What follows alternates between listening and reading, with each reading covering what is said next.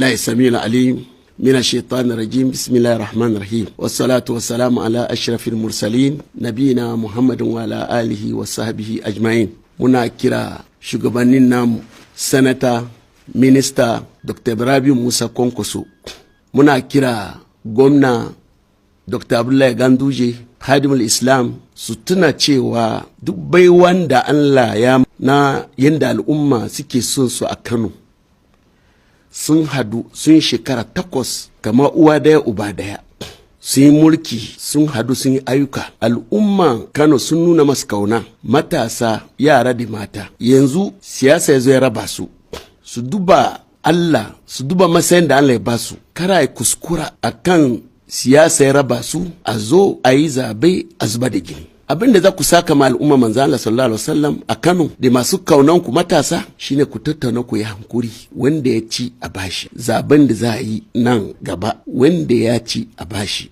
Minista sanata Dr. Rabiu Kwankwaso, kun gama da shugaban gwamnan Kano, kun gama kun hadu uwa daya uba daya, kun zaman lafiya shekara ɗaya har shekara 8. ba mu gan dalilin da zai sa abubuwan da muke ga a media da mutane suke yi da labarai da yake fitowa da so shuka fitina da kowane janibi biyu, wanne fada mangan da ba gan shi ba, wanne fada mangan da ba gan shi ba, ana so a gyawo kowa zuwa ma'araka. Muna da matasa garwashi, babu abun yi, babu ilimi, babu sana'a, 'ya'yan talakawa a zuba keta a shanan fitina Kano, to an taba Afirka baki daya.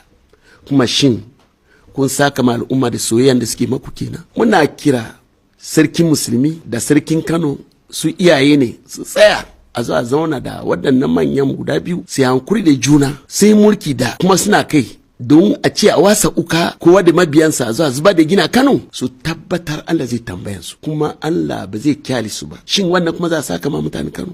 Muna da 'yan kasuwa manyan tagirai masu shekaru masu mutunci wanda Allah ya fa masa shi, manyan mutane ku shigo cikin wannan sha'anin, su Alhaji Aminu Dan Tata, inda Allah ya zabe ku a kasan nan da duniya ma baki daya, ku shiga cikin wannan harkan, ku yi ya kokar abin da kuke, mun san kuna yi amma kar ku fasa. Muna kira inuwa Kano, shirun nan dungun da ake yin an keta shana kan zaben mulkin Kano, to zai iya shafi na gida baki daya.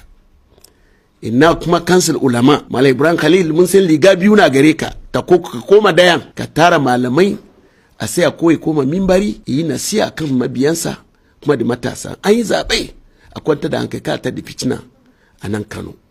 Ya Allah muna roƙonka sunayenka kyawawa ka ba mu zaman lafiya. Jami'an tsaro ku ji tsoron Allah, jami'an tsaro ku ji tsoron Allah, ku saya ku bi abun sannu a tabbatar da doka har a gama lafiya. Allah ubangiji sa mu cika da imani. Wassalamu alaikum wa rahmatullahi wa barakatuh.